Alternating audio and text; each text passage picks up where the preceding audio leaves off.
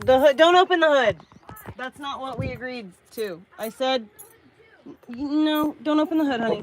You can open the trunk and look around in there and the doors and stuff, but stay out of the trunk, okay? Oh, don't mess with that. That's not yours. It's not mine either. I want to open the hood to see what engine's in. I understand. Please, I'm a car guy. Elliot, honey. The only problem is I can't get the hood popped. I'm pulling It's okay, the pop I'll help. lever. Okay, I'll help you in a little while, but I'm in the middle of trying to get us back unpacked, okay?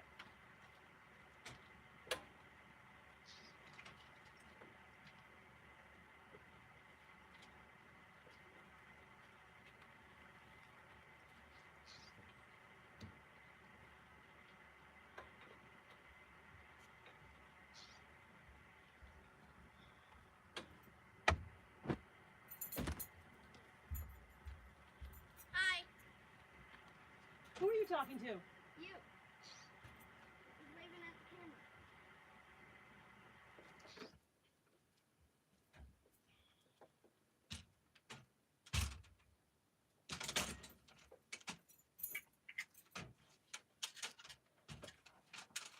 Lord Jesus. Mom? Yeah, hon. Like, literally the hood is not, like, popping open when I'm pulling the lever.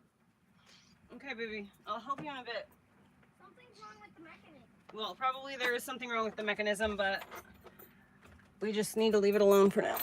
I tried to turn the thing, but it's not moving. It's just jiggling. Okay, baby. Hello, hello. We have engine oil, like generator oil. I'm not putting oil in her car, Elliot. Stop. You need special oil for, you need the right oil for the car. That's the oil for the generator.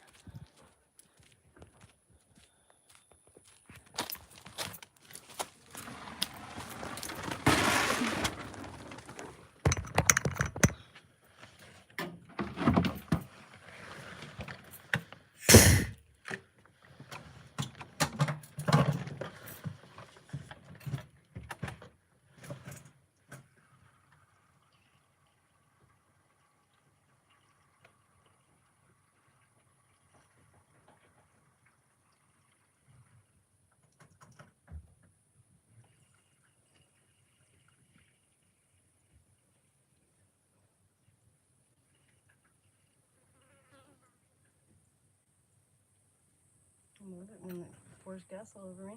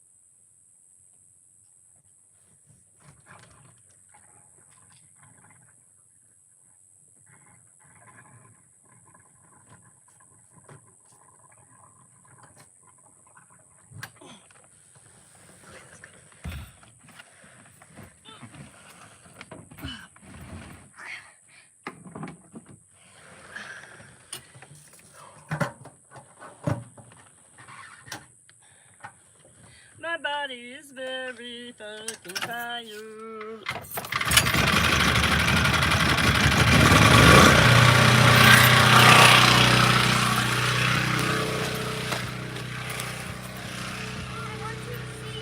Buddy, listen. Not popping. Mom is about to put her out.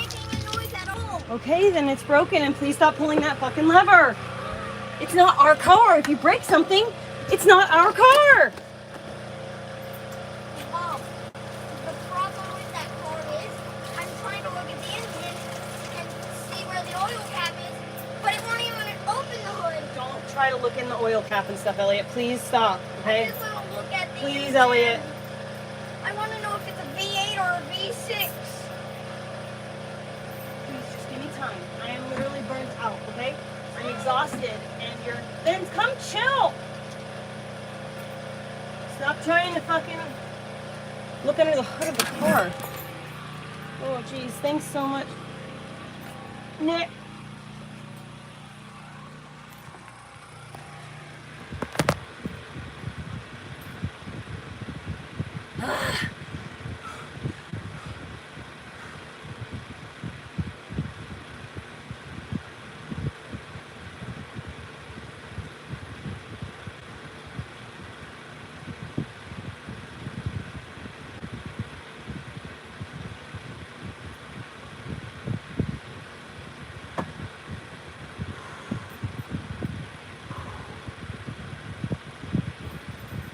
Elliot is very into cars. He's obsessed. Jeez, what's this?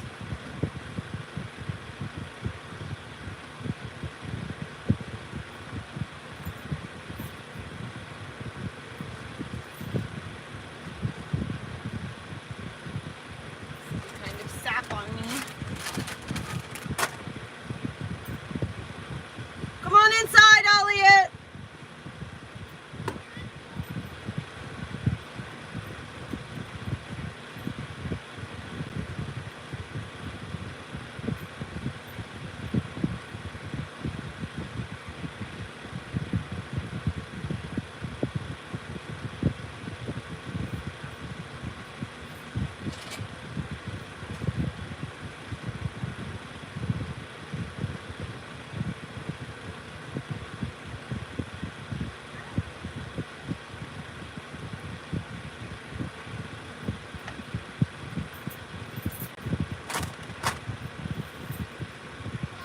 Come inside, baby, please. Accessories with that car.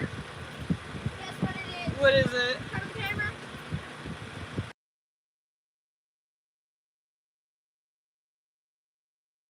What? That car, a cool accessory. Guess what it is? There's cup holders in the middle seat. You are so fucking sunburnt, dude. Your face is super sunburnt. You need to take a moment and drink some cool It's water. hard to read right now. Vinegar's bad. It's not vinegar, it's really chemical. And it's not hard to it's not poisonous to your lungs and that. It's Mom, literally there's a cool thing, Mom. You can open the cup holder, Mom. Then there's this little thing where you can access the.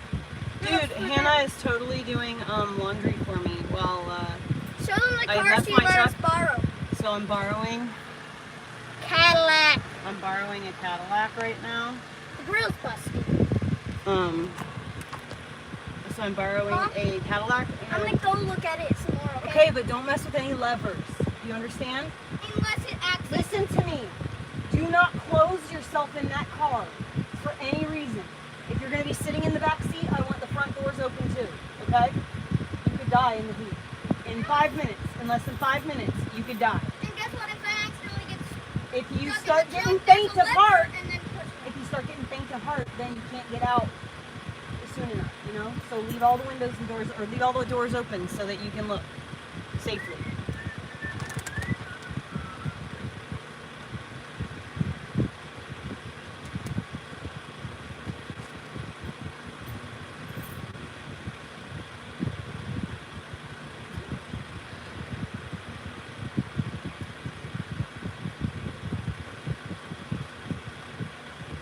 I mean, you don't have to delete that comment, Autumn. It's true.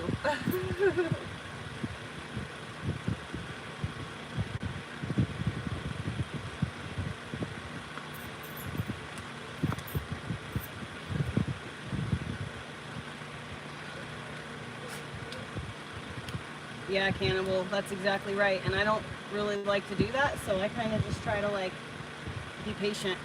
But you know, it's like the most patient moms are the moms that get to walk over the most.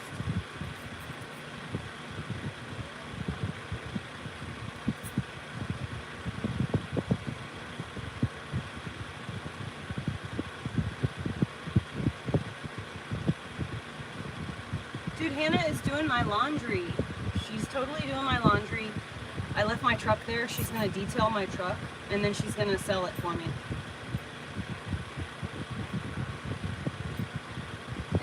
sell the bus.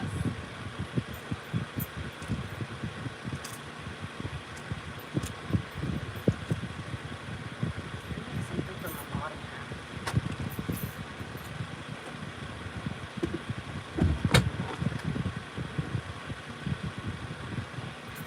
It's time to make you in shorts.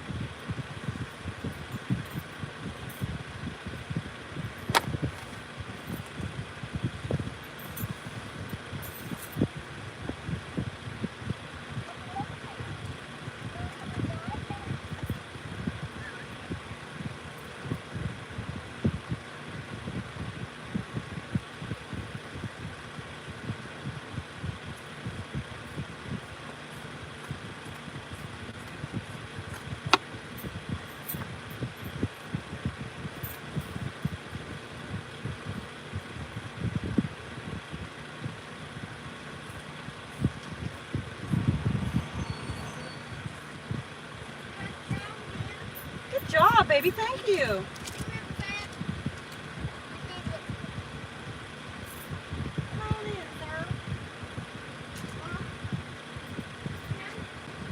need new water? Get your water. Whoa, slow down. Chill. Yes. I can get you a snack. Just a minute. Sweet. Shorts.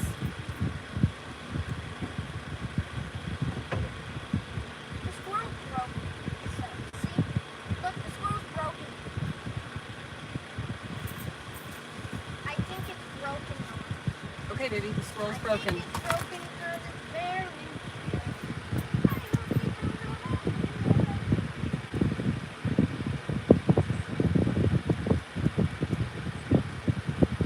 Yeah, I don't know why people talk shit about my living in a bus, because I pay $0 for rent. Zero. I don't have a mortgage either because I own my land completely and totally. My land is an asset.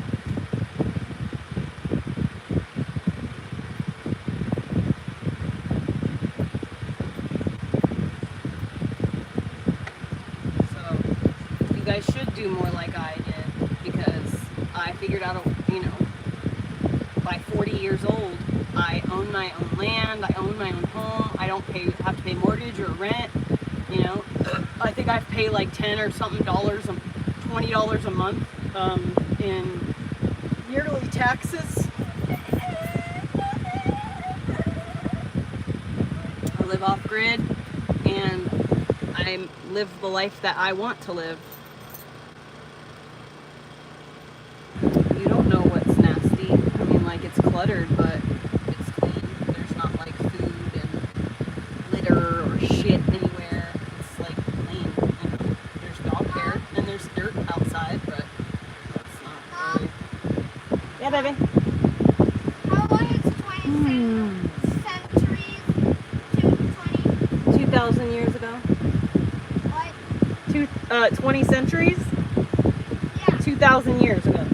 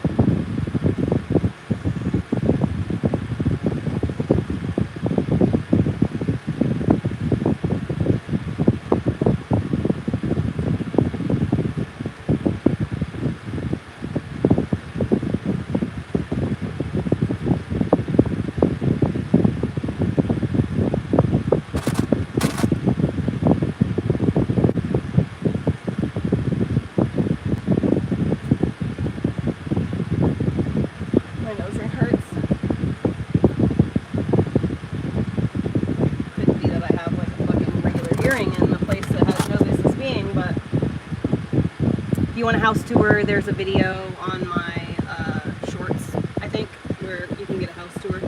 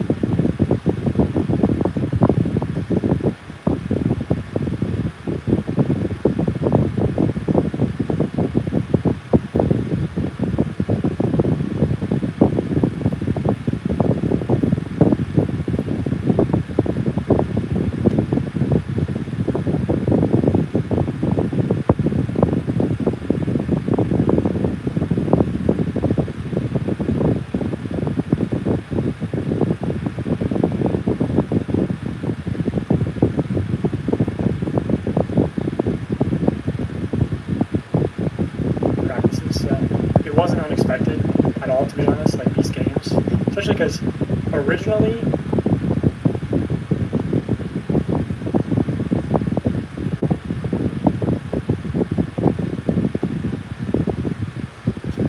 they wanted it to be 5,000 contestants, and they wanted it to be like getting down to, so this is for episode 0, which would be on MrBeast's YouTube channel, 5,000 contestants down to 1,000. And my job is to come up with ideas.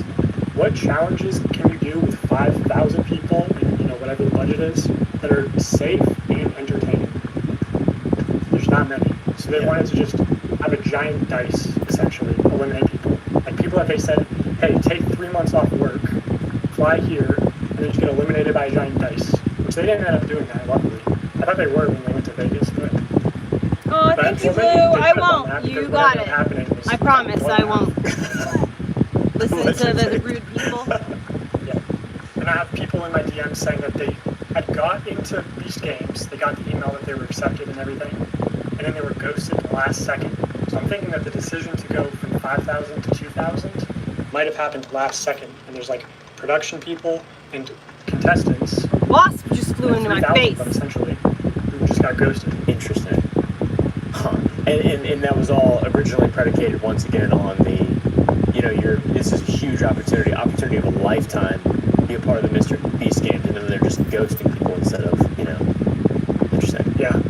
Huh. And then if you get there, then you don't get your medication. Production lost some people's medication, and those people got eliminated because production lost their medication. Nice. Yeah. And then they say, hey, sign this piece of paper, and by signing that piece of paper, you can't take part in a class action lawsuit, but we'll send you $1,000 in 4 months. Logan Paul style. If you dig into the testimonies from people, and they're all unverified because there's no video footage that's happening that's been released yet, but it's a lot of people corroborating the same stories, and it's just crazy. Which that was a MrBeast production, not an Amazon production, because it was for episode 0, the promotional video.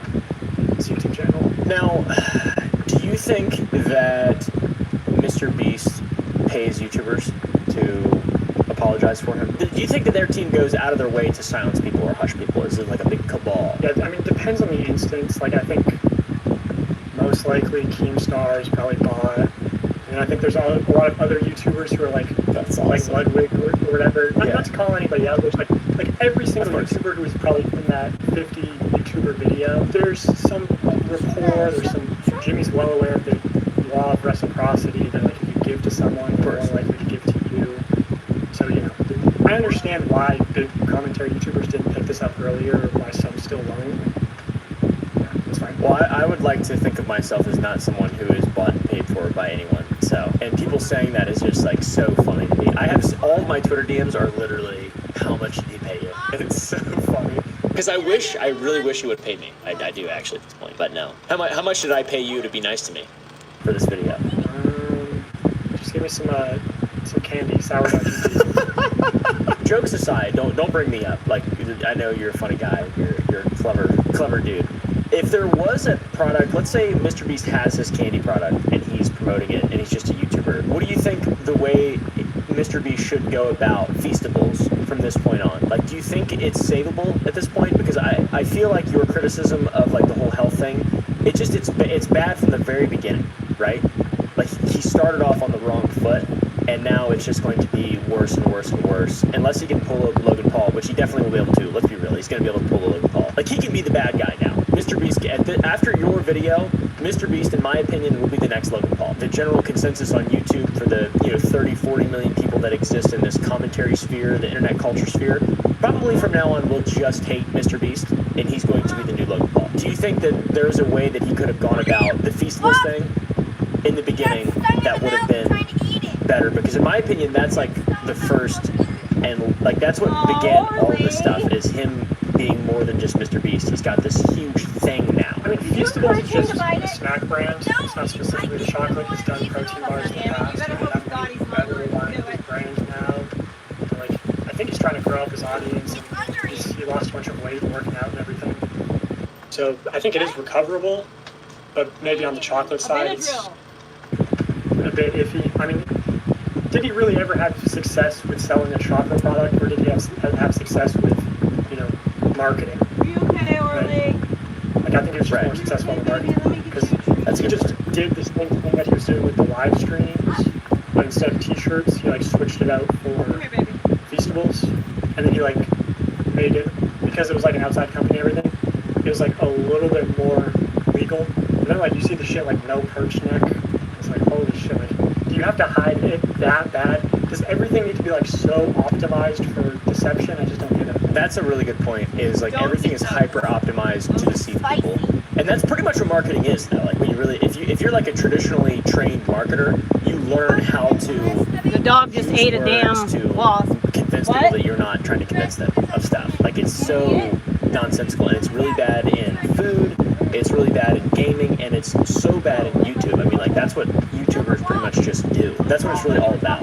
I mean, it's just like getting people to kind of believe something and not look else. It's really weird. I don't know. I don't like being a YouTuber. I hate it. But also, I'm very grateful, obviously, because, like, success is pretty cool.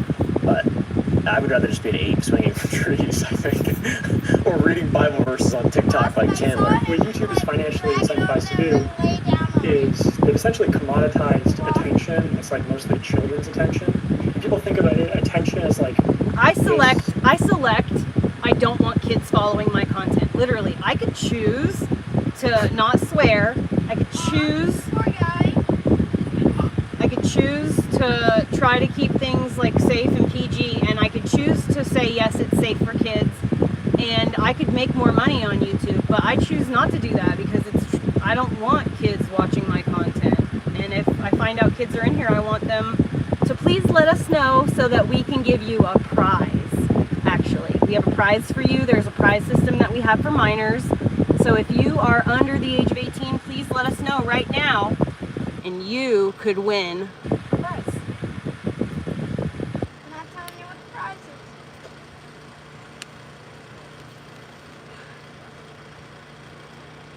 It's not just a prize, it's a surprise. So the fan is keeping my phone from overheating.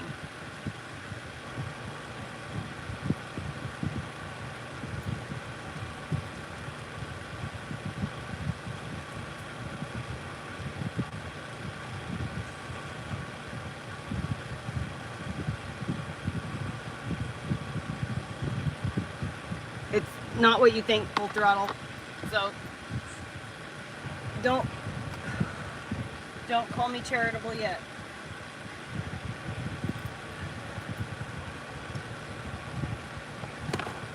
Yeah, I moved it out of the fan's way. The fan right there is blowing air, circulating air around.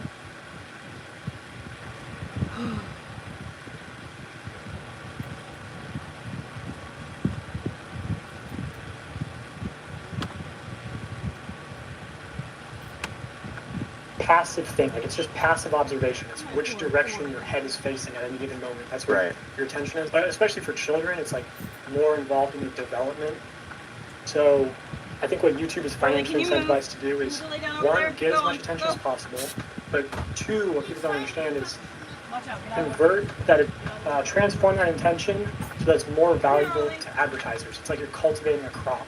It's like, oh, this potato is better because it's more consumeristic. But what MrBeast is doing is effectively teaching his audience to be more consumeristic by like constantly reinforcing the idea that happiness comes from spending money and buying products. That's why it's like those creepy thumbnails where it's the kid smiling at the credit card, and then he'll like show somebody spending $1 million in 24 hours, and then he'll cut it in the middle of it to do an advertisement for Current, which is like a credit card service. Yeah. This guy is a genius. Holy shit. I would have never thought of that. What you said earlier, it's just like, don't hate the player, hate the game. If you're trying to be the best YouTuber possible, he's exactly what YouTube wants. He's somebody that makes attention more valuable to advertisers. But then when you remove, what you talk about, which is like the integrity and the morals from that equation, like over the future, what will happen is AI content will just continue to eat all the market share away from human creators. And then obviously AI doesn't have morals. It's like that's a very scary. And that is why more people need to do what I'm doing. That's what it feels like. That's what MrBeast content for me has felt like for years. AI content, like for children. Like there's no way you watch a MrBeast video and it's just like, how do we watch this? Like, what is this shit? It just doesn't feel like a real thing. I remember the last video that I watched was the one where you talked about the valves that it's obviously like not legit in that video. I don't remember what it's called. It's like 100 levels or whatever. The dude had to go down and hit it by the end of the time limit. I watched that whole video in like 3 seconds. It felt like 3 seconds. And by the end of it, I felt like I was like a psychic vampire had just stolen my life essence against my will. I literally felt gypped. And generally with my phone and stuff, I'm very aware of like what apps and algorithms are trying to pull my attention in. And like I can tell, TikTok, it's like showing me shit specifically. It's so obvious, it's a moot point. Everybody knows about it, it's a cliche at this point. But with content creators, I don't feel that way. Whenever I watch, like, say, Critical, for example, or like Tom or Muda or anybody really in the commentary space, or just anybody afar outside maybe Sunny V2, it doesn't feel like this thing is pulling my attention in against my will and like it's just some kind of like dopamine algorithm thing. It feels like content that I'm watching from a human being that I'm getting value from. Whereas with MrBeast content, it's this just polished, amorphous slop stuff. Like, it's very weird. It's very, very, very strange. It's a bizarre feeling. And like you're saying, the market share will be AI. Right now, the market share is already MrBeastified channels. And like at a certain point, those two things will just become the same. The MrBeast stuff. And it's just, I don't know, it leaves a weird taste in my mouth. And you mentioned the taking people's attention. I think about that a lot in like just my life generally, trying to spend time doing things that make me feel better, give meaning to my life, et cetera, whatever. It's like your life force. And when you look at stuff like that, you're taking people's attention and you kind of see it as something more than just, where your head's pointing, like what you said. It becomes the gravity of the situation becomes a lot heavier. It becomes like I might be evil just by being on YouTube and being successful on YouTube. I might I might be evil, but there's levels to it. So it's like you have to come to terms with all this stuff. And I think, honestly, I think your video is probably one of the best examples of this like innate feeling that I felt for a very long time, but couldn't put words to and ignored and experienced cognitive dissonance. I think that's why you have the 95/5 dislike to like ratio, is because your video is that thing that people are thinking collectively, but don't really know how to say it because, you know, what exactly is representing it? We don't really know. But at this point, MrBeast is what represents that. And it's like it's a really interesting, I don't know, it's cringe to use the word conflagration, but that's pretty much what it feels like. It feels like this insane, just out of nowhere realization across the board by a lot of people that you sparked in a really unique way while on mushrooms, by the way, I'll add, with your erratic behavior. Dude, people thought the intro to that video was serious, where like my eyes are bulging. Like, I literally just ran around my room, like hyperventilating, like flashed a light in my eye, and then like I'm under the bed in that clip. Do you think I'm not aware that I'm under the bed, like pretending to look like a schizophrenic who's like hiding on the run from MrBeast? Like, of course. Yeah. And then they actually use that to like discredit me and say that and whatever. And I'm sure the character assassination is probably the route that they have to go, because it's just so. Or you have to apologize. Yeah. I don't know. In my opinion, he's got to apologize, and I guess we'll leave this off by like, what do you think? What do you think, MrBeast? What do you think he's gonna do, and what do you think he has to do? In your own opinion, say right and wrong is concrete. I don't know. This shit's so complicated.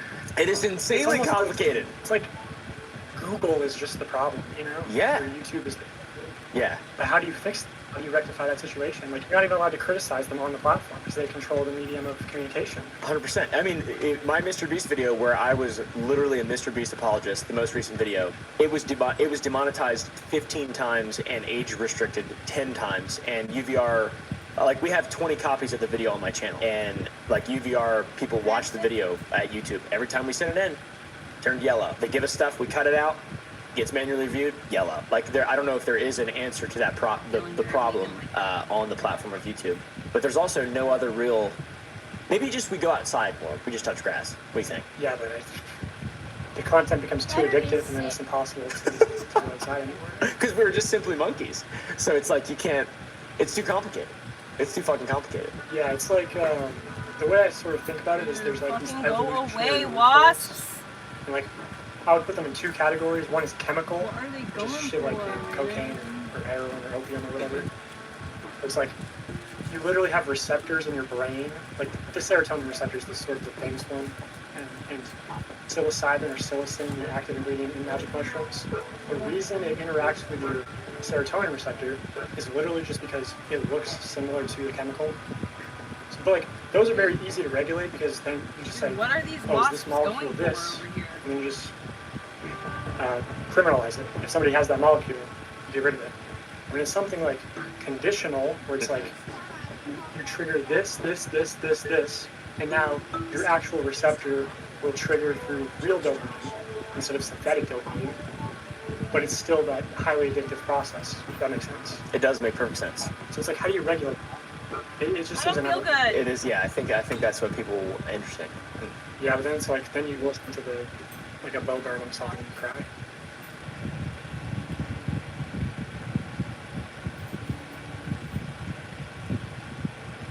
So, to answer your question as it relates to that, you know, we all know when, you know, Vice President Kamala Harris ran for, you know, Attorney General, you know, and you can fact check me on this.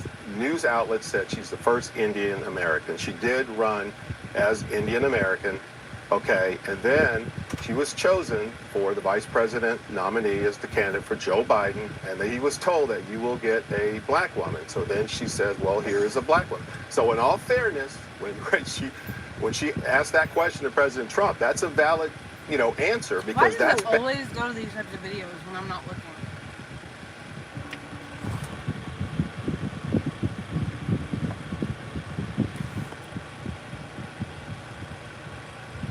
He says, call you right back, buddy.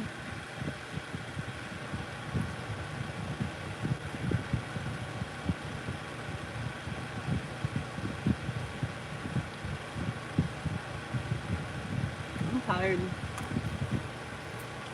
Those wasps have, they have underground hives.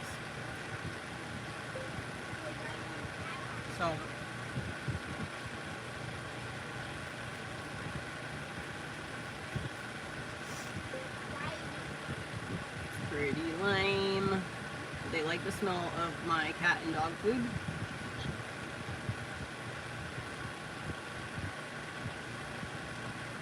Get your own wieners, Hannah.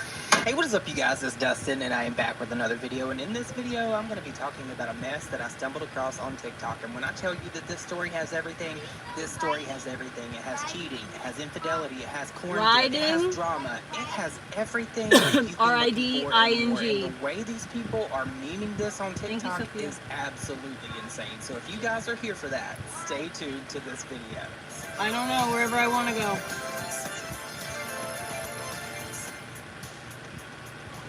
So I'm going to be completely upfront with you guys. This story was kind of hard for me to piece together because between the Mexican street corn dip video recipes and people dragging this girl and not really explaining what was going on, it was kind of hard to piece together, but I kind of think I have the gist of what's going on here. So in this story, in this narrative, in this timeline, whatever this is that is going on, this mess, we have two women. One is named Hannah and one is named Miranda. Now, these two ladies, once upon a time, were friends and they're neighbors. And Hannah has about 1 million followers over on TikTok and about 100,000 over on Instagram. But since these two ladies were friends, they were really acquainted with one another's husbands and all of that. And if you get where I'm going with this, you already know that there was some infidelity going on. But when TikTok started coming across my page for this home wrecker bowl, I was hooked because the way people are making fun of this situation is absolutely hysterical. Let's make some corn dip. Tonight's recipe comes from my friend Miranda. I will have her tagged below. I'll also have some other ladies tagged below who are making the same recipe as me. Y'all definitely go check out their videos as well. Now, before we get started, y'all probably don't know this already, but corn is actually an acronym for come over right now so I can whoop your ass. Just kidding. That's not actually what it means. It actually means eat the corn dip out of your own damn refrigerator. Girl, just shut up. I'm proud of listening to your shit. We don't want none of your receipts. Anyway, let's get into the recipe.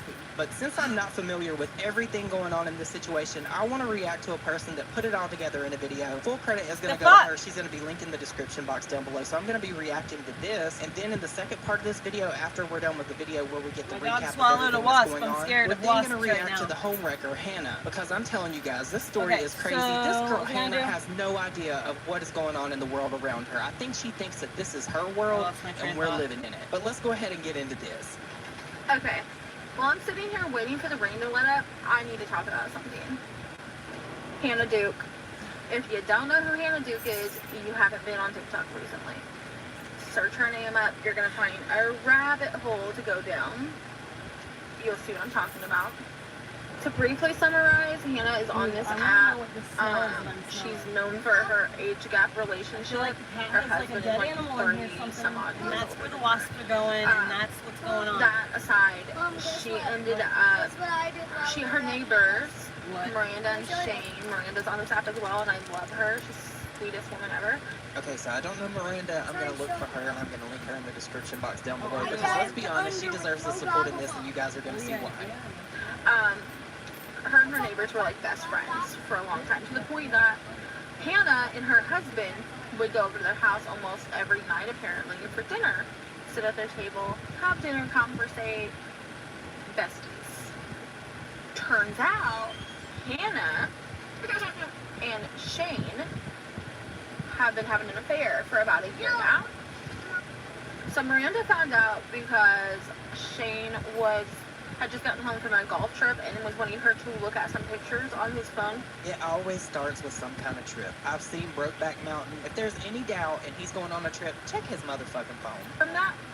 And when she was going to send them to herself because she was going to post them on her TikTok later that night. CORN. She saw Come over right now. I guess in some messages from Hannah that raised some suspicions.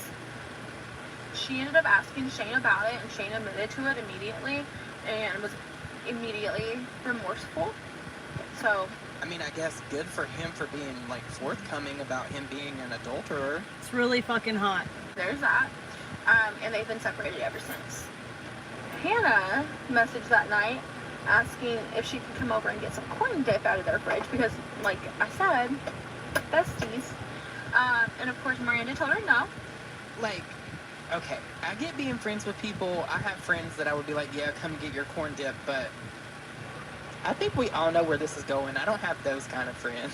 How grimy is it that you could go behind your friend and neighbor's back and do what these people did? Because when we get into where Hannah addresses this, girl, she gets into detail, and it's just absolutely crazy.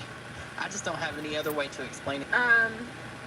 And I guess went on to confront her. And Hannah says that she sent an apology text, and she even, at one point, I don't know if it's still up, put a TikTok up with the screenshots of her apology text. To me, even if that's real, a legit text that she sent her, to me that was a very distasteful apology, and it looked more as if, oh no, I got caught. It's not having raining this with my here. husband. It didn't seem genuine. It doesn't Like, he rain felt here. really bad If for it the was a fact that if it was a you rainstorm, the betrayed water your wouldn't come here. friend as well Just as the her lightning. husband. To me, if she would have never gotten caught, she would have loved to keep going. Like, that's obvious. So from there on, I guess Miranda was trying to keep it off of social media, but it's a small town, so things were kind of getting out on Reddit, but they didn't. Sorry, my neighbor's pulling up something. Anyways, things were getting out on Reddit, but not on TikTok yet. So, anyways, Hannah, during this time from, I guess it was around March when this happened, until now, has continued to harass them. She has posted, and she can't say she hasn't because the Snapchats have been leaked. She's been sitting on her porch, and she takes pictures of their house. Now, after the fact, after they separated, you're still trying to torture them. You're sitting on your porch taking pictures. Like, how does your brain work like that? And how do you get to a point to where you think that that's okay? If I was Miranda, I would feel some kind of way about it. The way she handled this, she is never to be trusted around any kind of man if he is married. Let's just get that clear right now. When Shane pulls up, I guess, to get his kids or whatever he's doing, but it's none of her business is what he's doing there. But, about how you say you're never getting back together, but he's always here or something like that. You guys can't live without each other in the show.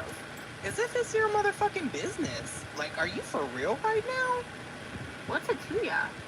Honey, you said you're working on your marriage and you guys are happy, right? What do you care what they're doing? That's their marriage. Mind your business. You've already done enough. You've already intruded enough. Back up. Like, he married her because he gave her a ring. He didn't give you a ring. Now, granted, he's in the wrong. And if I was Miranda, I wouldn't be able to go back to that. However, it is not Miss Hannah's business, so take a step back. She then also goes on to Snapchat pictures of their dog, Miranda and Shane's dog, and she says, that's Shane's dog, Miranda shouldn't be keeping him. That's not your man to be trying to go to war for, okay?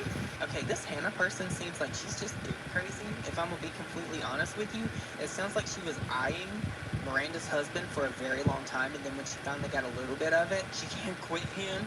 So this, to me, at least in my opinion, definitely gives off at least stalker vibes, maybe a little bit more. Maybe she's a narcissist. I don't know, but I do know that sitting across the street from your neighbor that you're currently arguing with because you ended up breaking up their marriage and taking pictures of their dog and who it's going to be living with really isn't none of your business. I'm telling you right now, this has the markings of a true crime story.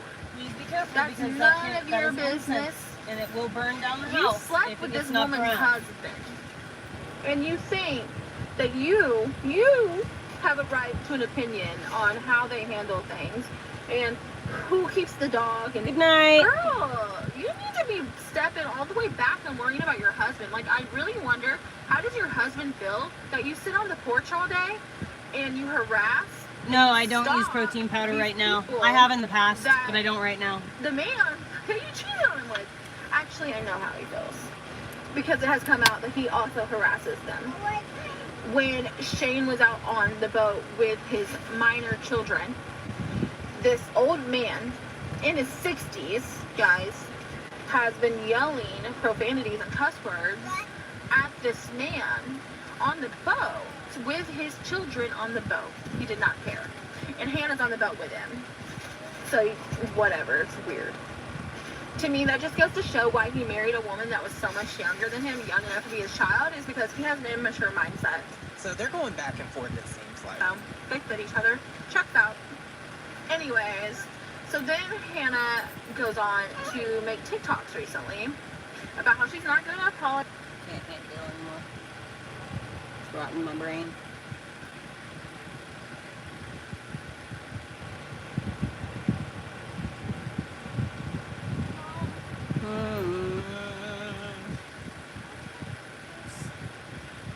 You just got home from doing non-stop activities, all right? I didn't see you for 4 hours. That's how hard you were playing. So, no, you're good. You can relax and just chill now. I'm gonna go make dinner right now. Elliot, Elliot. No. Just chill out, baby doll. Quasi here. In 1891, a mysterious child came into this world, and with his powerful mind, he would go on to change the world forever. His psychological manipulation of the world had a ripple effect Jose Silva. to this day. The interesting thing is that a very few people even know his name. He was even quoted as saying, "Our lives are molded, tastes formed, our ideas suggested, largely by men we never even heard of." His name was Edward Bernays, nephew Bernays. to Sigmund Freud himself, and he was a true master of manipulating the inner desires of the masses. Known as the pioneer of propaganda and the father of public relations, he subconsciously programmed perceptions on a mass scale by using dark psychological techniques to shape public behavior. For example, when Bernays was hired by the American Tobacco Company, very few women smoke cigarettes due to social taboo. So he hired a group of young fashion models to join an Easter Sunday parade and light up cigarettes while marching together. He dubbed them Torches of Freedom and claimed that the women were lighting their torches of freedom as a symbolic act of women's equality. This manipulated the public image to make smoking seem fashionable and liberating for modern women, but in reality, it was just to boost sales. Bernays also changed the way people eat by conducting a survey of doctors that seemed to indicate that they recommended bacon and eggs for breakfast, when in reality, Bernays had simply asked doctors if people should eat a hearty breakfast. But this fabricated study of doctors' recommendations made bacon and eggs a staple morning food, which is still the case to this day. How did he achieve all of this? He used repetition to implant messages into the subconscious mind and associate products and causes with strong feelings like freedom and security. But why am I telling you this? And more importantly, how can you benefit from it? Well, what if we could reverse engineer the methods that he used to sway the behavior of millions of people and instead harness his secrets of the subconscious mind to better ourselves? A key technique that Bernays used was pairing desires and emotions together through the power of suggestion. He would connect a product or political agenda to emotional feelings of happiness, security, and social acceptance. Then he had people visualize themselves experiencing those emotions by engaging with the thing being promoted. This right here is where we can use these techniques to shift our own reality. For example, think about confident people. Confident people who are genuinely confident don't go around telling themselves that they're confident all day long. They simply know it, deep down in their bones. True. Advertisers and public figures like Bernays have long planted ideas in our subconscious minds through constant repetition and emotional messaging. Jingles, slogans, images, which then seep into the depths of our psyche. But now, armed with an understanding of how this process works, we can harness it for ourselves. I'm going to share with you how you can brainwash yourself so that you no longer get brainwashed by society. And also how you can shape both your inner and outer world with the same tools that have been used to manipulate the masses for generations. And it all lies at the heart of learning how to speak to yourself properly. As I'm really excited to share this with you, let's jump right in. The first thing that you have to understand in order to reprogram your subconscious mind is the self-reprogramming cycle.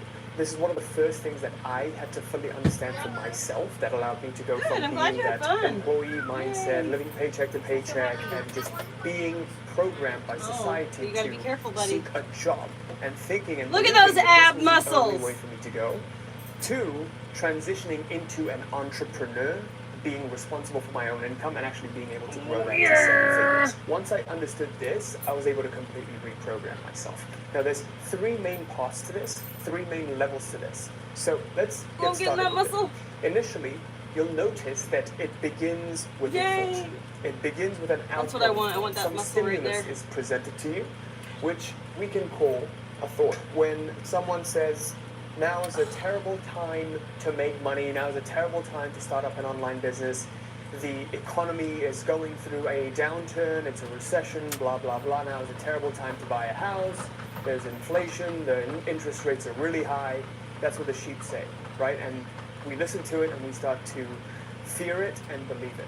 So what is it that takes that thought, a stimulus that we're presented with, and turns it into an actual belief that we hold to be true? Here's where it gets interesting.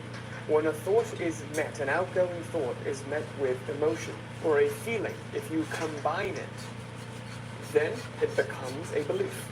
Let's take a moment to reflect on this. When you have an incoming thought from your environment that says, now is a terrible time to start up an online business because the economy is going through X, Y, and Z, therefore I should really hold on tightly to my money and not take any risks right now. You start to feel fearful about it. You're very, very afraid of what could happen with the economy, and you become very, very protective. This emotion of fear in conjunction with the thought of the economy collapsing becomes a belief. You actually start to believe it. Our nervous system can't tell between what's imagined and what's real. If we feel it deep down in our nervous system, we start to really accept it to be real. Both the unconscious and the subconscious mind, our whole entire being accepts this as real. It accepts it to be reality. We become identified. No, I'm making We burritos. question all of the beliefs that we have except the ones that we hold to be true, the ones that we don't see, the ones that we Let's get out of the operate kitchen from, the right ones now. that are actual, real convictions. What's interesting though is that a belief can still be changed. It's not too late for a belief to be changed. As long as Alright, you get out of can the kitchen, please. identify and be aware of beliefs I don't want or you to do that in the limiting house beliefs at that all, you're operating Elliot. from, Stop. they have a potential to be changed. Now let's talk about what happens Not to the smash rest of any the bottles cycle when in it my actually house. becomes a hypnotic, Because I asked you not unconscious to. rhythm and a way of living. That Once needs to you be dumped have out, this and then we need to belief get more than just that one bottle. the economy's in terrible condition, it's a terrible time to start up an online business, there is something in your subconscious mind called the reticular activating system, the RAS. Once it's held to be a belief, once we have emotion and thought together, operating as one, your RAS gets programmed to notice more instances of where this is true, where this belief is true. So now you'll start to see instances occurring in your life where you get more bills and you get more problems, you attract more negative people who keep talking about how the economy is terrible, and it starts to fuel this paranoia.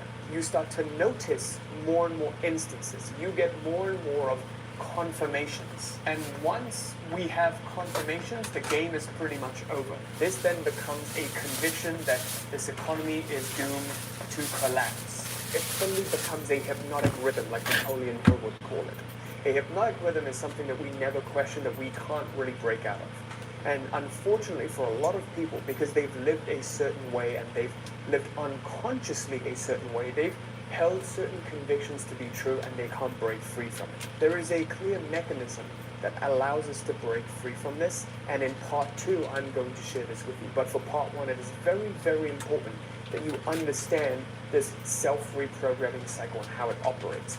To give you a concrete example of how I was able to use this to break out of that 9-to-5 employee mindset, initially I chose the thought that I wanted.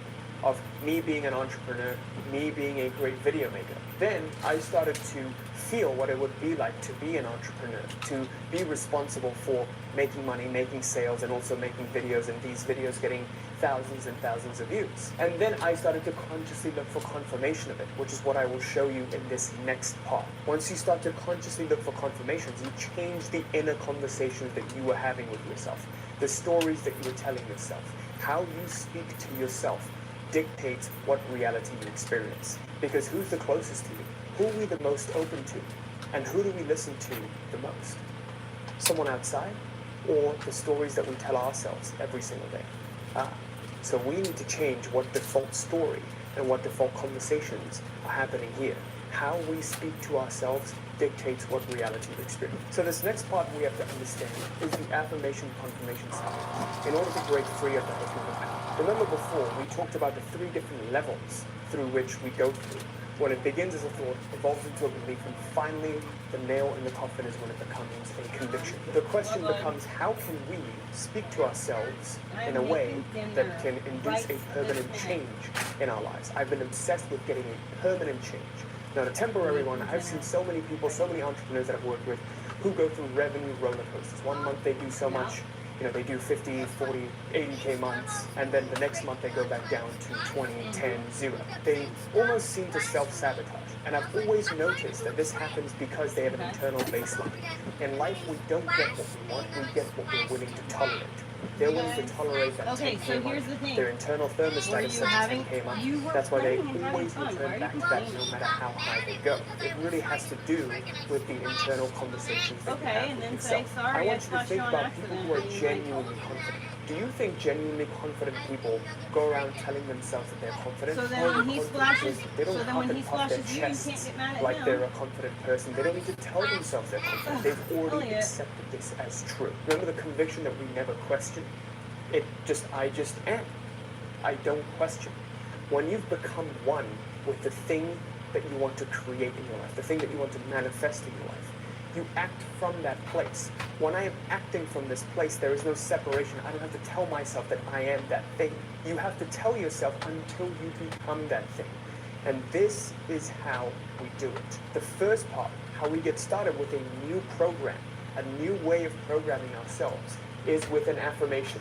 A lot of you are very, very familiar with this, but we do it differently here because I've found that doing it this way as opposed to another way makes it more effective. So whenever I tell myself something, I'm confident, or in my instance, I'm a really good video maker. Initially, when I started off making YouTube videos, I was extremely, extremely unconfident because back when I was in middle school, I used to make YouTube videos about guitar tutorials. And one day in tutorial class, like where all your classmates gather around, someone showed the teacher my YouTube videos and they pulled it up on screen, like of me doing my guitar tutorials. And I just remember being so embarrassed. I just remember that feeling of humiliation, and it kind of traumatized me.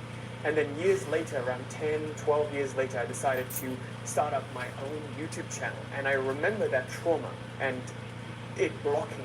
So then I crafted these affirmations where I was like, Quasi's an amazing video maker. My video impacts thousands and thousands of people, and just telling myself all of this every single day. But when I told myself this every single day, it didn't really feel real. You know where the other I light didn't bulb really went? feel like it was real, because why should I have to tell myself this? Why should I have to look in the mirror and try to convince myself of something? Because the more you try to convince yourself of something, the more you're actually telling yourself subconsciously that it's not real, that there is a separation between where you are currently and where you want to go. If I have to convince myself of something, it's not really true. Truth comes in realization, in seeing something for what it is, rather than trying to, disillusion yourself, right?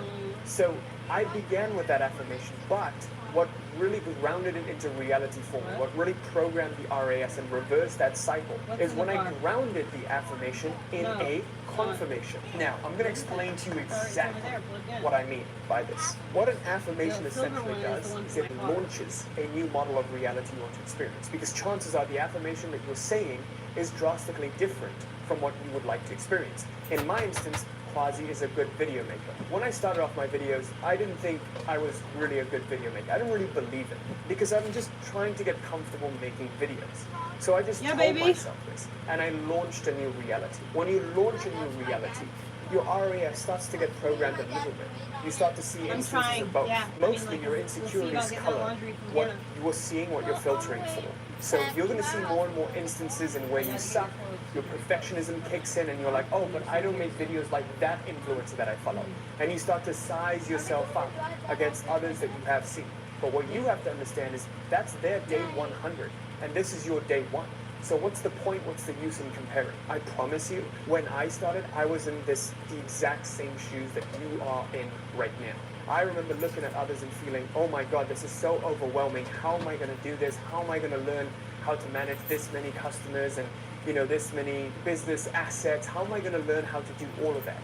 It will come with time. I am so fucking tired, dude. But a marathon is run step by step, mile by mile, meter by meter. Though. I like cleaning. That's how you run the marathon. You don't look at the end and you take it all in at once. So don't worry, it's going to get there, but you need to be diligent and focus your mind correctly so you can move the fastest path towards that. With an affirmation, we launch this new reality, but now it's our mission to confirm and ground this reality, to be able to have that realization, to be able to see that this is true. One way in which we do that is we become biased. Most successful people, all billionaires, people like Elon Musk, they're kind of delusional.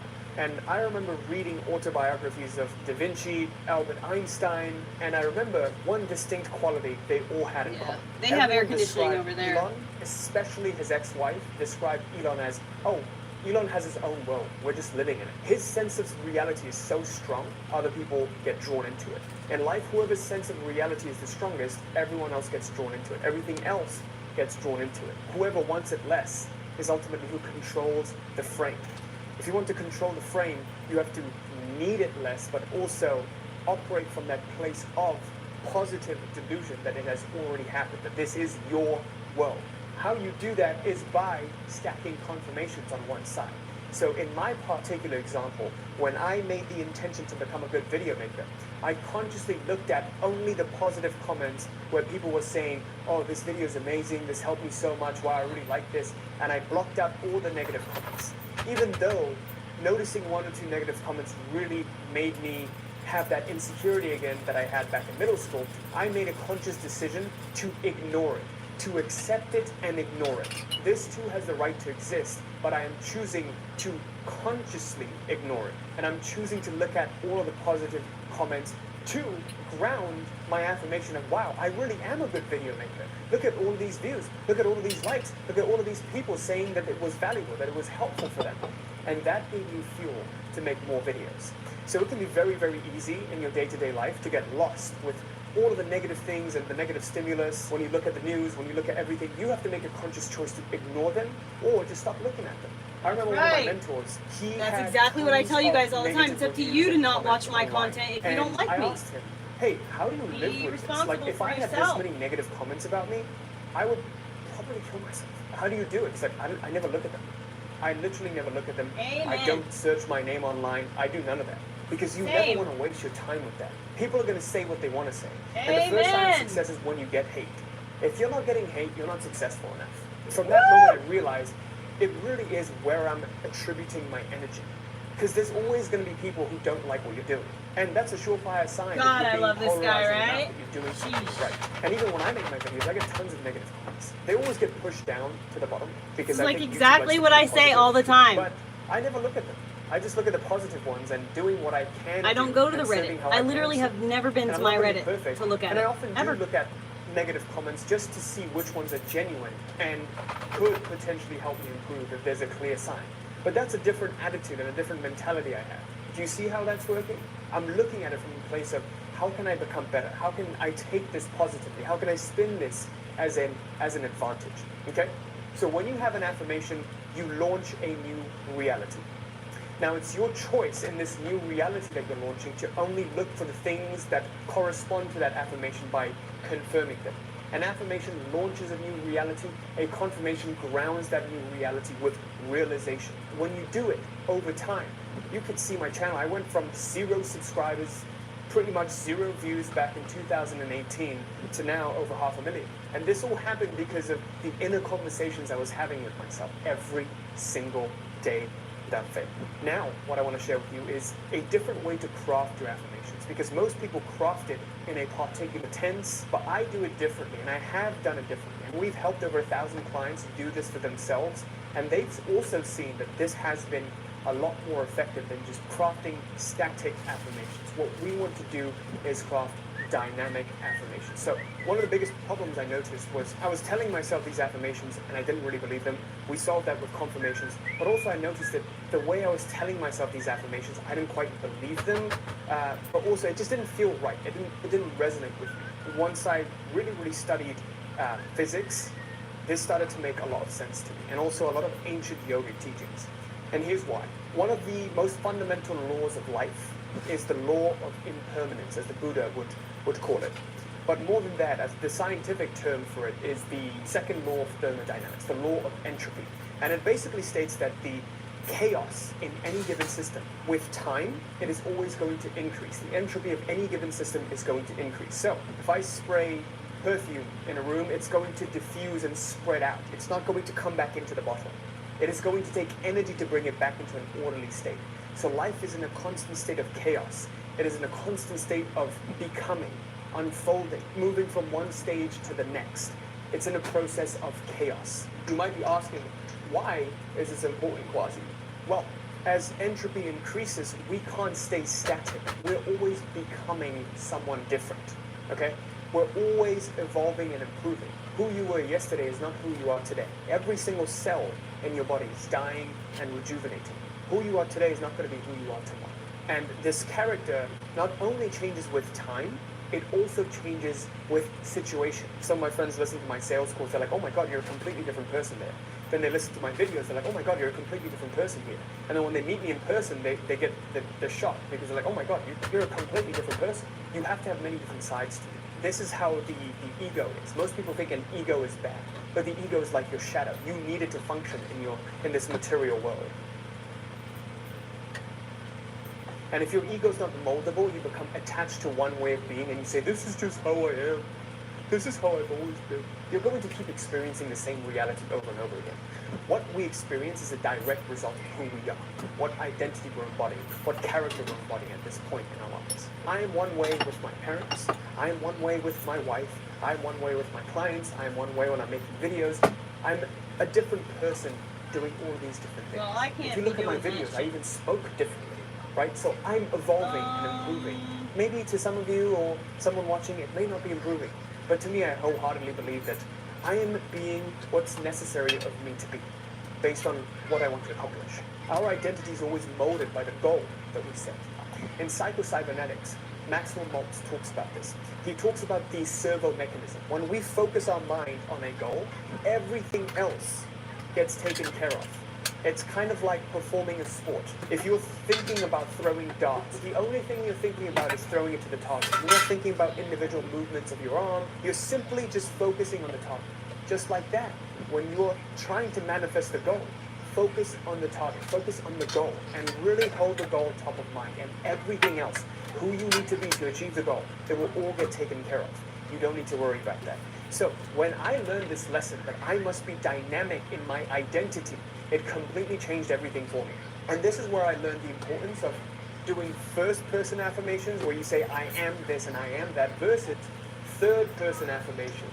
And I started to do affirmations in the third person. For example, instead of saying, I am a good video maker, I say, Quasi is an amazing video maker. And I look at Quasi as this temporary character that I'm embodying. You might be asking why. Two main reasons. Number one, life is constantly unfolding and becoming, so I will not be the same person when I craft a different affirmation.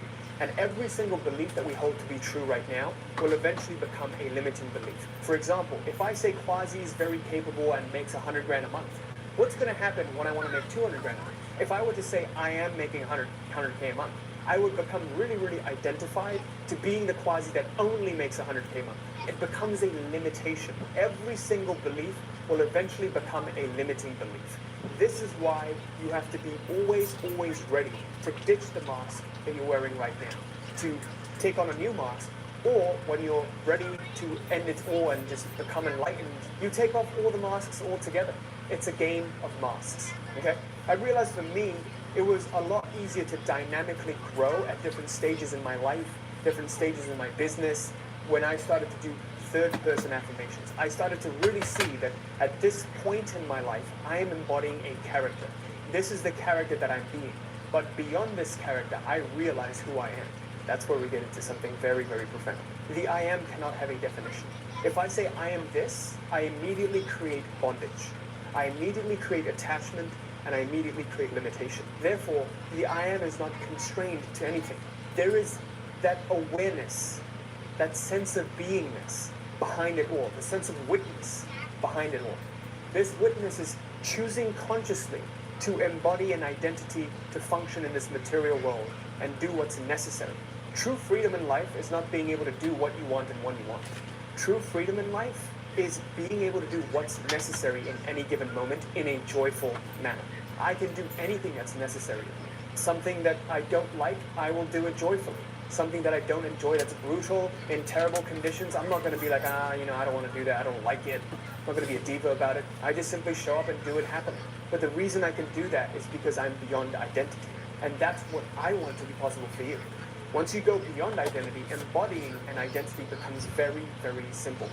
But you need to learn how to go beyond it first, eliminating this attachment to I am this, I am that. Instead, Quasi is this at this stage in his life. And you realize that this is what I'm choosing to embody I'm going at to this bring stage. the tablet This out there dynamic and identity allows you to become tell you what it moldable. is We right want to become there. moldable and went adaptable, not swimming. static. We want to become dynamic, as life is always changing. And if you don't change with it, you're going to get left behind.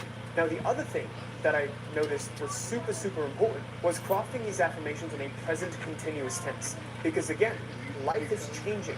There is chaos. There is entropy. So we want to craft these affirmations in a present continuous tense. Quasi easily generates $100,000 a month. Quasi gets hundreds of thousands of views on his videos. Not Quasi got, but Quasi gets. Quasi attracts. My life is clients perfect, with ease. magical, Do you see what's happening here? This is a and present easy. continuous tense. Everything is evolving and unfolding. It's simply spontaneously happening. Here are the 3 keys that I'm going to leave you off with that I want you to implement right now to create powerful affirmations and use confirmations for yourself. Number 1, pick 4 areas of your life and create 2 affirmations, a 4x2 method.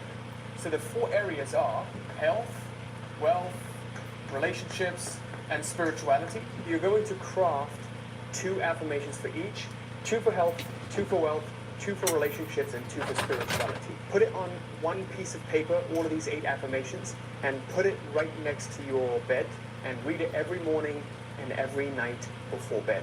Why? Because this is the most susceptible time for you to reprogram your subconscious. Because right as you wake up, as soon as you wake up, your subconscious is the most receptive. Right before you're falling asleep, your subconscious mind is the most receptive. There's a reason why Neville Goddard talks about visualizing your ideal scene, your wish fulfilled as you fall asleep. We're most likely to impress our subconscious mind, make these impressions at those 2 particular times. And I've been doing this for the last few years. Okay? The second thing you want to do is write these affirmations in the present continuous for obvious reasons that we just discussed. And finally, you want to write them in the third person. Morning and night, you read these affirmations, you launch the new design. And what I want you to do at the end of the day, this is just for nighttime or even throughout the day, notice anything that corresponds to these affirmations. If you set a goal to become more of an attractive person and someone of the opposite sex looks at you longer than usual and shows interest, treat that as a confirmation. Give yourself an internal confirmation that, You need this in here, Orly. Come this in is here, right here. I am an attractive person. Look for evidence. there. Make it your mission throughout the day and at Go ahead. nighttime Go to ahead, keep get some it. sort of a journal It's for okay, get it, confirmations. get I it, keep a get it. confirmation journal, and I notice all of the things that have happened that correspond to who I've decided to become, who I'm trying to program gonna take myself it. to be. You better get it. This is very, Eat very it, important. Orly, get it. I would argue this is more important Eat than your writing food, and dude. saying the affirmation to yourself. Okay, so now do you remember Yeah, when I you know. mentioned that the most powerful Orly, way be easy. to Hey, be become easy. that person you want to be, program yourself correctly, is to have a clear picture, a target in your mind, The best way to do that is through visualizing. But most people don't know how to correctly visualize.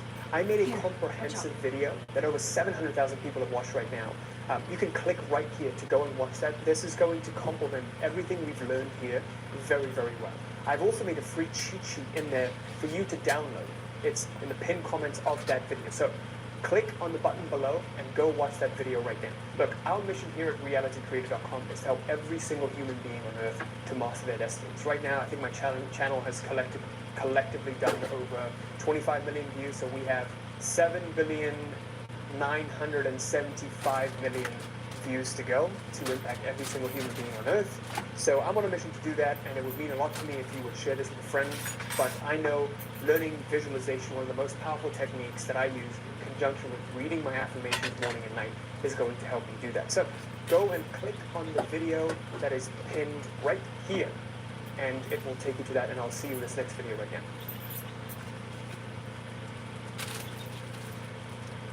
Elliot! It's a scientific fact. Elliot! that the Oh, you're hormones of outside. Never stress mind! downregulate genes and create disease, long-term effects. Human beings, because of the size of the neocortex, we can turn on the stress response just by thought alone. We think about our problems and turn on those chemicals. That means then our thoughts could make us sick. So if it's possible that our thoughts could make us sick, is it possible that our thoughts could make us well? The answer is absolutely yes.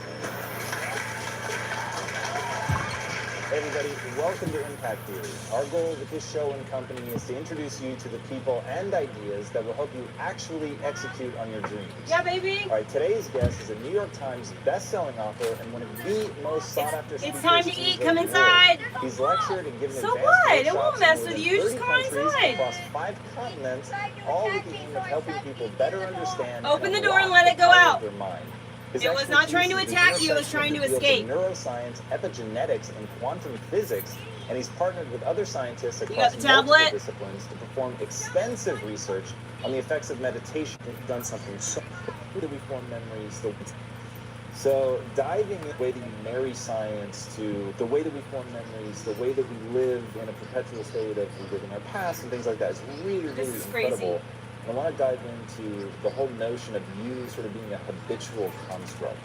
Like, what is that? What is the habit of you? Well, a habit is a redundant set People with of automatic, PDA unconscious autism. thoughts, behaviors, and PDA autism can't make habits because we don't do things like automatically, like with autism and ADHD. You have to like think things through and do each step. So it's really hard to develop habits. So anyway, listen. that is a redundant set of automatic, unconscious thoughts, behaviors, and emotions that's acquired through repetition. A habit is when you've done something so many times that your body now knows how to do it better than your mind. So if you think about it, people wake up in the morning, they begin to think about their problems. Those problems are circuits, memories in the brain. Each one of those memories are connected to people and things at certain times and places. And if the brain is a record of the past, the moment they start their day, they're already thinking in the past. No, don't step on Each the one of table. those memories has an emotion. Emotions are the end product of past experiences. So the moment they recall those memories of their problems, they all of a sudden feel unhappy, they feel sad, they feel pain. Now, how you think and how you feel creates your state of being. So the person's entire state of being when they start the day is the past. So what does that mean? The familiar past will similarly be Here, girl. the future. Here you go. So if you believe that your thoughts have something to do Here with you your go. destiny, and you can't think greater than how you feel, or feelings have become the means of thinking, by very definition of emotions, you're thinking in the past. And for the most part, you're going to keep creating the same life. So then people grab their cell phone, they check their WhatsApp, they check their texts, they check their emails, they check Facebook, Honey, stay they off take a the picture of their tablet. feet, they post it on Facebook, they tweet No, something on Money. Instagram, they check the news, and now they feel really connected to everything that's known in their life. And then they go through a series of routine behaviors. They get out of bed on the same side, they go to the toilet, they get a cup of coffee, they take a shower, they get dressed, they drive to work the same way, they do the same things, they see the same people, they push the same emotional buttons, and that becomes the routine, and it becomes like a program. So now they've lost their free will to a program, and there's no unseen hand doing it to them. So when it comes time to change, the redundancy of that cycle becomes a subconscious program. So now 95% of who we baby, are come by the get dinner. time we're 35 years old Ellie, come get is a dinner. memorized set of behaviors, emotional reactions, unconscious Put the habits, tablet hardwired down on the attitudes, beliefs, table, and turn the perceptions table, that and come function get your like a dinner. computer program. So then a person can say with their 5% of their conscious mind, I want to be healthy, I want to be Turn happy, the table, I want to put be the free. tablet on your table. But the No, your body's table on on a the bed, whole babe. different program. So The then table how is on do the you bed. begin to make those changes? I Well, made burritos. you You're not have to eating get that. beyond the Flies analytical got on mind, it. because what Listen separates to your the mom. conscious mind from the I made subconscious mind protein. is the analytical mind. No, I And that's made where the meditation burritos. comes in, They're because so you good. can teach people Chill through and do what you're told. practice how to change their brainwaves, slow them down. And when they do that properly, they do enter the operating system where they can begin to make some really important changes. So most people then wait for crisis or trauma or disease or diagnosis, they wait for loss, some tragedy to make up their mind to change. And my message is, why wait? And you can learn and change in a state of pain and suffering, or you can learn and change in a state of joy and inspiration. I think right now, the cool thing is that people are waking up. That's really interesting. And where I found the deepest hooks into how powerful this can be for somebody is when you talk about trauma. You talked about how people experience a traumatic event, but they then basically rehearse it, and how that then has this knock-on effect. So what is that? Why do people find it so hard to get past trauma? Well, the stronger the emotional reaction you have to some experience in your life, the higher the emotional quotient, the more you pay attention to the cause. The moment the brain puts all of its attention on the cause, it takes a snapshot, and that's called a memory. So long-term memories are created from very highly emotional experiences. So what happens then is that people think neurologically within the circuitry of that experience, and they feel chemically within the boundaries of those emotions. And so when you have an emotional reaction to someone or something, most people think that they can't control their emotional reaction. Well, it turns out if you allow that emotional reaction, that's called a refractory period, to last for hours or days, that's called a mood. I say to someone, hey, what's up? I'm in a mood. Well, why are you in a mood? Well, I had this thing happen to me 5 days ago, and I'm having one long emotional reaction.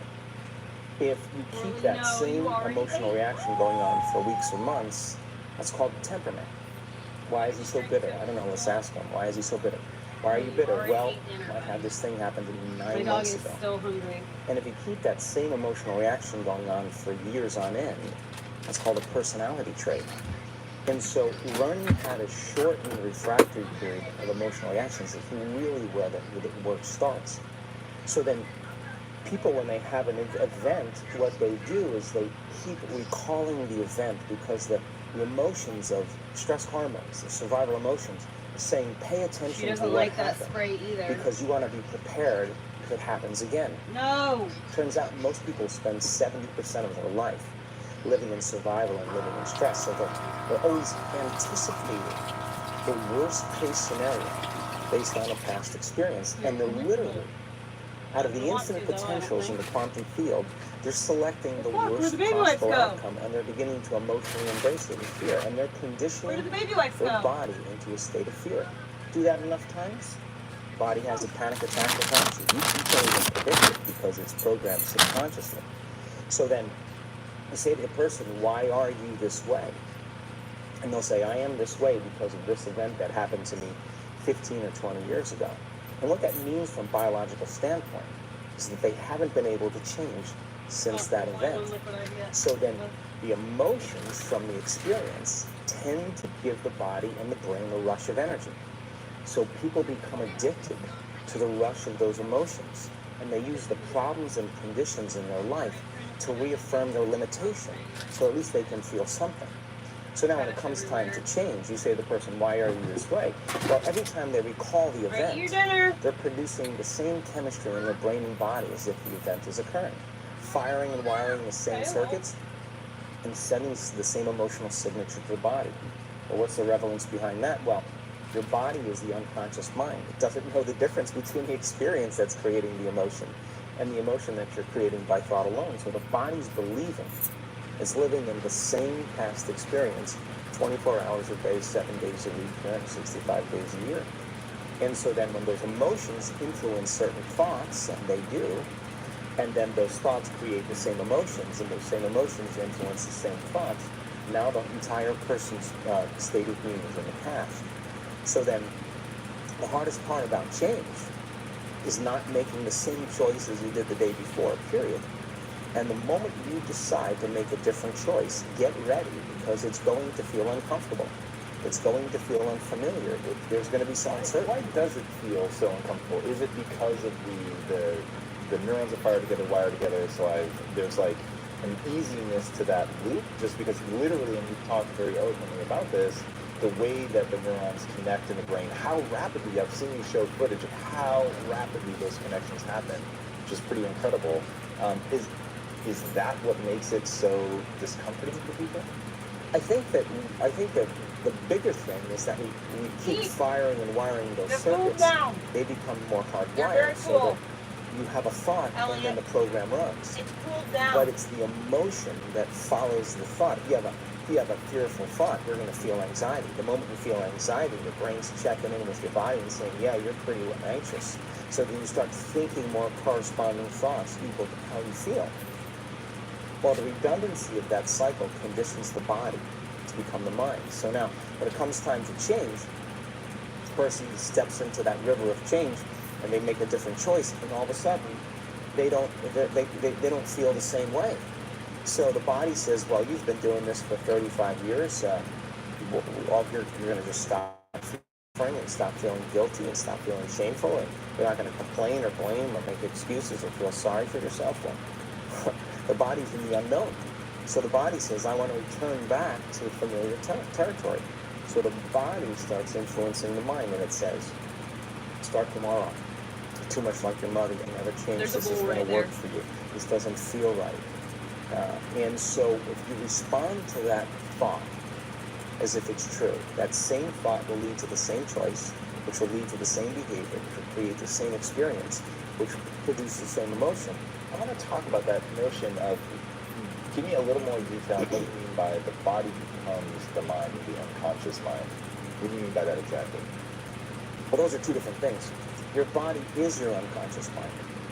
In a sense, if you're sitting down and you start thinking about some future worst-case scenario that you're conjuring up in your mind, and you begin to feel the emotion of that event, your body doesn't know the difference between the event that's taking place in your world, outer world, and what you're creating by emotional thought alone. So most people then, they're constantly reaffirming their emotional states. So when it comes time to give up that emotion, they can say, I really want to do it. But really the body is stronger than the mind because it's been conditioned that way. So the servant now has become the master. And the person all of a sudden, once they step into that unknown, they'd rather feel guilt and suffering, but at least they can predict it. Being in the unknown is a scary place for most people because the unknown is uncertain. And when people say to me, well, I can't predict my future, I'm in the unknown, and I always say the best way to predict your future is to create it. Not from the known, but from the unknown. What thoughts do you want to fire and wire in your brain? What behaviors do you want to demonstrate in one day? The act of rehearsing them mentally, closing your eyes, and rehearsing the action. The rehearsing the reaction of what you want? Or the action of what you want. By closing your eyes and mentally rehearsing some action. If you're truly present, the brain does not know the difference between what you're imaging and what you're experiencing in 3D world. So then you begin to install the neurological hardware in your brain to look like the event has already occurred. Now, your brain is no longer a record of the past. Now it's a map to the future. And if you keep doing it, priming it that way, the hardware becomes a software program. And who knows, you just may start acting like a happy person.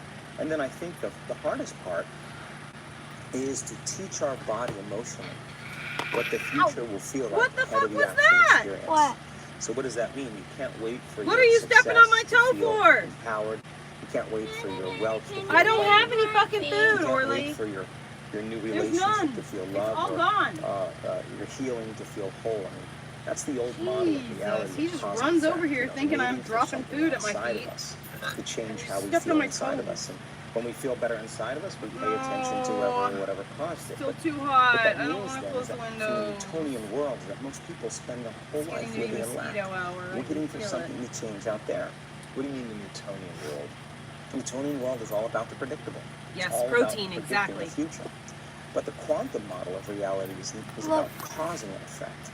I gotta The go put this moment meat in you the start refrigerator. feeling ASAP. abundant, you Oh, are shit, generating Read wealth. The read moment you're empowered read and the feel title. you're beginning to step towards Camper van success. challenge. The moment you down start here. feeling Yep, whole, bonnet.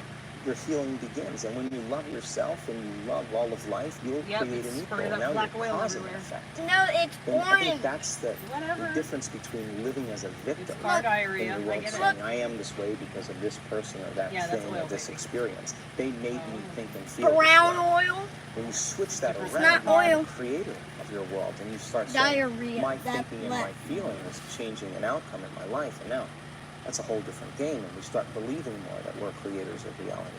So how do we go from, okay, I have this negative emotion, it's controlling my life, it's got me in this cycle of, I think about this emotion, which triggers a chemical reaction, which trains my body to feel that way, which makes it easier, more likely I will do it again, and so now I'm in this vicious cycle. And unconscious, and it's unconscious. Right, and you said, does your thinking create your environment, or does your environment create your thinking, which I thought was really, really interesting. So how do we then go from that, like mechanistically, to begin this visualization process of something that's empowering? It's me in a different state. Is my future self? Is it meditation? Is it, what does that look like? If you're not being defined by a vision of the future, then you're left with the old memories of the past, and you will be predictable in your life. And if you wake up in the morning and you're not being defined by a vision of the future, as you see the same people and you go to the same places and you do the exact same thing at the exact same time, it's no longer that your personality is creating your personal reality. Now your personal reality is affecting or creating your personality. Your environment is really controlling how you think and feel unconsciously. Because every person, everything, every place, every experience has a neurological network in your brain. Every experience that you have with every person produces an emotion. So some people will use their boss to reaffirm their addiction to judgment. They use their enemy to reaffirm their addiction to hatred. They use their friends He's to trying to reaffirm be their like addiction to 700 suffering. pounds. Like, So now, what the they fuck? need the outer He wants world you to feel exercise something. more. He wants more food, So- is what he wants. To change them, He wants I'm you not to exercising no environment more. I'm to be done for greater the than day. the conditions in your world, and the environment No, is he that wants you to seductive. exercise more. So then, why is I'm not meditation a exercising tool? more. I'm Well, done. Not today, let's I sit mean like down, a let's close lot our eyes. more. Are you Let's telling me you want me to disconnect exercise? from your outer Okay, environment. great. So if you're Right now. seeing less No, I'm things, done. there's less stimulation going to your attack brain. money. If you're playing soft music or you have earplugs in, less sensory information coming to your brain, so you're disconnecting from your Please don't environment. get If you can sit your body down, beef on the bed, bro. just tell it to stay like an animal. Come on Stay now. right here. I'm going to feed you when we're done. Keep it You together. can check your emails, you can do all your I told texting you I'm gonna right start now. popping you when you You're get going to to be rude sit and there and obey disrespectful. me.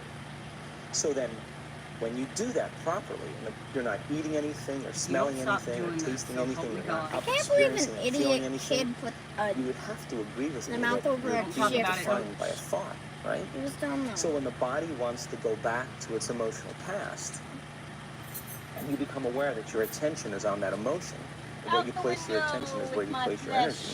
You're siphoning your Give some of my energy out of flesh the to present the moment land. into the past. And you become aware of that. Go And lay you settle down, your body dog. back down in the present moment because it's saying, well, it's 8 o'clock. You normally get upset because you're in Good boy. traffic around this time. No, And he's here you are sitting begging. and we're used to feeling He anger and he's you're off schedule. escaping. Oh, it's 11 o'clock and you check Stop. your Look emails at and him. Get off judge me. everybody. Well, Don't touch me with the your dirty body's feet looking again. He for was that, trying to that escape. predictable chemical He state. wants what he thinks his Every cat food is shutting there. his head become through. aware that you're doing that. Worry about your yourself. body is craving those emotions. And you settle it back down into the present moment. You're telling the body it's no longer the mind, that you're the mind. And now your will is getting greater than the program. And if you keep doing this over and over again, over and over again, over and over again, just like training a stallion or a dog, it's just going to say, I'm going to sit.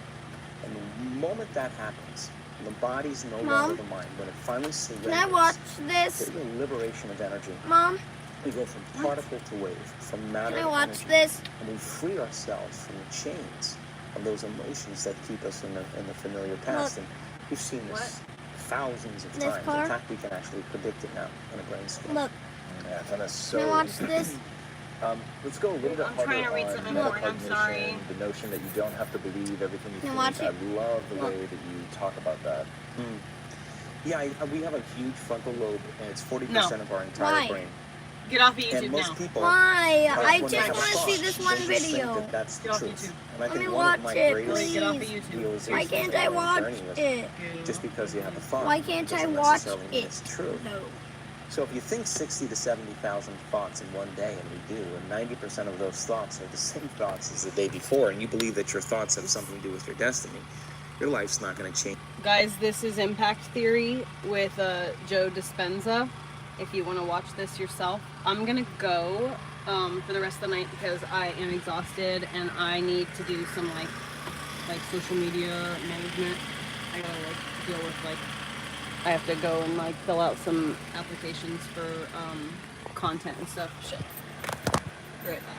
I mean, you can watch, I guess, me do this. But anyway, so I'm gonna go do that and get myself perhaps some work where I'll make some money.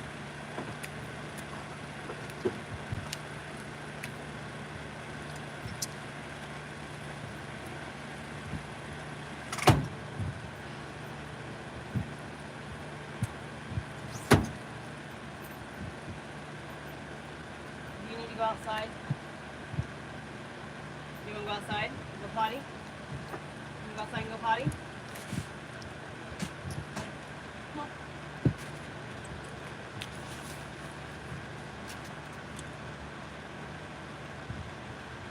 Come on. Go outside.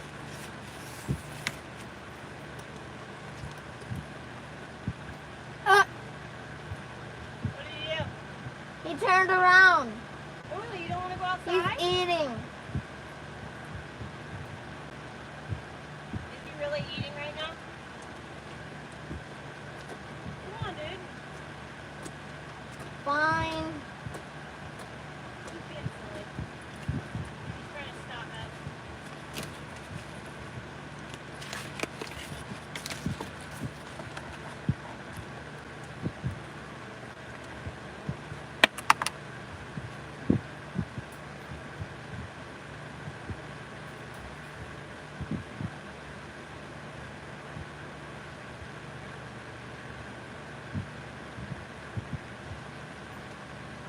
Stay in that house. No. Mm-mm. I'm satisfied. Doesn't mean you're I'm just done. going to look at No, cars. stay in the house. Nope, stay in the house.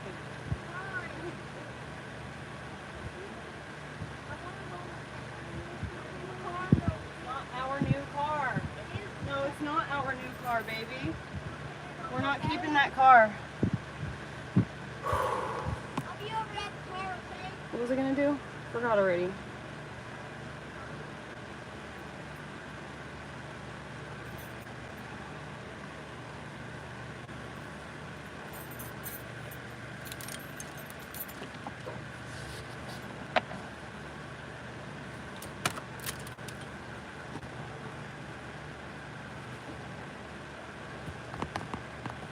Good girl, you got up there just in time.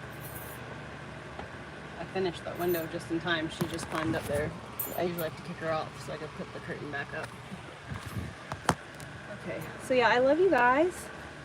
I hope you have a wonderful evening, and I hope that all of your dreams come true, and I hope that the things that we've been listening to today over the course of these last few lives have helped you guys out to find yourself,